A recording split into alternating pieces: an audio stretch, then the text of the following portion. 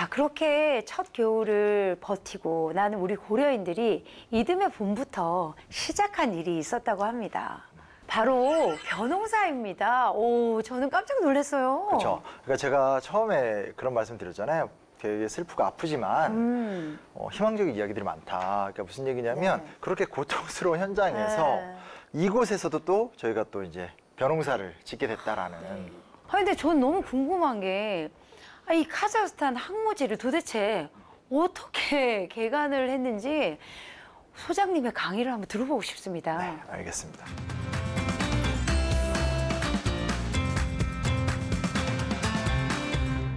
한겨울을 정말 힘든 시간으로 보내게 됐고 드디어 봄이 왔습니다. 봄이 오면 어떻게 해야 되겠어요? 당연히 씨를 뿌리고 농사를 지어야 되겠죠.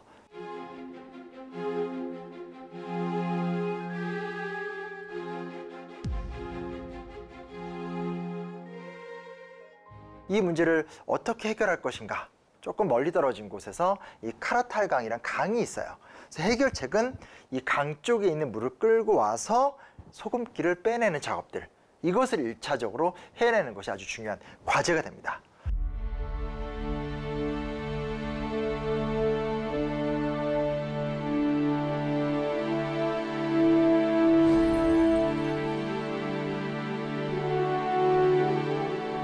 우리는 적극적으로 논농사를 하게 되고요. 굉장히 중요한 성과들을 많이 내게 됩니다. 그래서 실제로 오늘날에도 이 크지로르다라는 곳은 카자흐스탄에서 유일하게 이 쌀을 재배하는 공간으로 알려져 있습니다.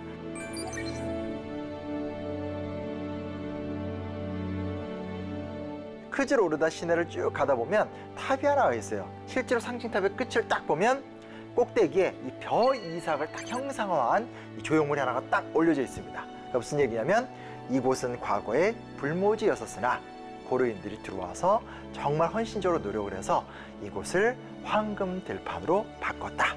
그 역사의 대변화, 공간의 대변화, 그런 것들이 고려인들에 의해서 이루어졌습니다. 저는 이런 생각이 또 들었어요. 우슈톱에 정착한 지 몇 년이 흘렀잖아요. 그러면 이제 좀 다른 곳으로 갈 수도 있지 않았을까 이런 생각이 들거든요. 그 당시 이제 소련이 가장 경계하고 있던 나라가 일본이었어요. 그러니까 소련 입장에서는 저거 뭐 조선이란 땅이 일본이란 나라의 식민지니까 같은 애들 아니야.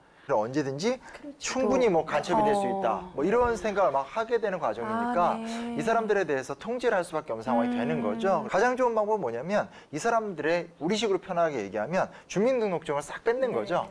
국민증이라고 했는데 싹 회수해서 거주 이전의 자유라든지 그 외에 어떤 여러 가지 혜택들을 다 싹 막아버리는 과정들. 더 좋은 땅이 있대더라. 절로 가보자. 이런 생각을 하더라도 할 수가 없는 못 거죠. 가게. 그렇죠. 너무 안타깝습니다. 그러면은 언제 국민증을 돌려받은 건가요? 1953년 3월 5일이 정확한 날짜인데 이건 사실 기억하기가 이제 편한 게 뭐냐면 스탈린이 죽은 날이에요. 그 다음 이제 서기장이 후르쇼프라고 최근 많이 하죠. 그래서 그 사람이 들어오면서 스탈린이 엄청난 고려인들을 포함한 수많은 사람들에 대한 인권 유린을 할 때 본인이 막지 못했던 것에 대한 죄책감이 되게 심했어요. 그래서 결국 이제 그가 권력을 장악한 다음에 수많은 사람들의 명예 회복을 해주는 과정 속에서 1955년에 고려인들의 정치적이고 이제 법적인 명예 회복이 이제 선언되고 그때부터 이제 동일한 대우로 이제 받기 시작을 한 거죠. 적어도 이제 법제적으로는. 그럼에도 불구하고 사실 시간이 너무 오랜 시간이 흘렀어요.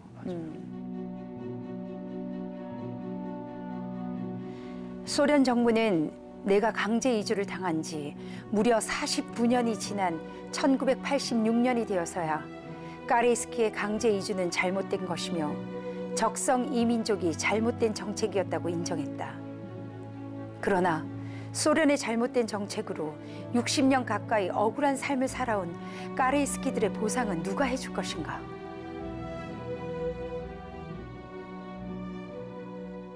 선생님, 저는 선생님 소설을 읽는 동안 제가 그동안 너무 모르고 지낸 것 같아서 그냥 여러 가지 감정들이 굉장히 많이 들었었어요. 근데 저도 쓰기 전에는 마찬가지로 몰랐었어요.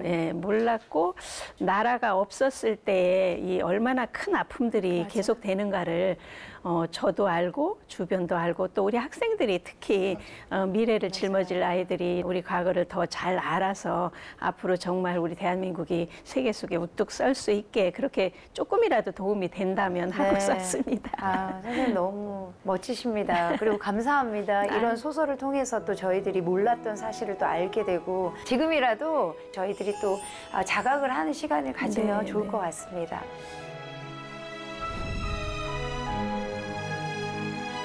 지금으로부터 약 85년 전 강제 이주길에 올라야 했던 고려인. 하지만 그들은 강했습니다. 황무지에 뿌리 내리고 강인한 생명력으로 꽃을 피웠습니다. 그리고 지금 고려인 동포사회에서도 가장 성공적으로 주류 사회에 진출했습니다. 전체 카자흐스탄 인구의 0.6%에 불과한 인구로 기적을 일궈낸 고려인. 그들은 또 다른 우리입니다.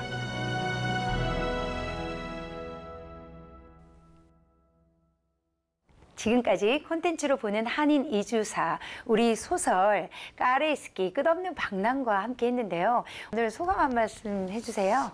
뿌듯하죠, 그렇죠? 네. 뿌듯하고요. 그리고 우리 민족의 아픈 역사이기도 하지만 인류사에서 이렇게 약한 민족들, 약한 나라들이 겪게 되는 또 보편적 이야기예요. 그래서 우리를 넘어서 세계를 바라보는 좀 관점에도 좀 도움이 됐으면 좋겠습니다. 네, 감사합니다. 이 기회를 통해서 또 고려인들을 바라보는 우리들의 그런 모습 또 마음 이런 것들이 또 달라지기를 바랍니다. 자, 중앙아시아에는 한국에 한 번도 오지 못한 고려인들도 많다고 합니다.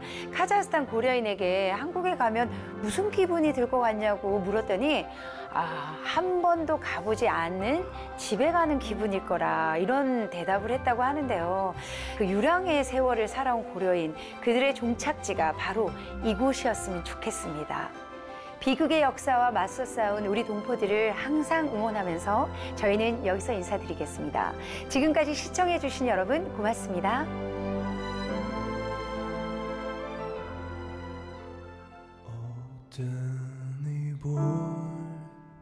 The pipes are calling from glen to glen and down the mountainside.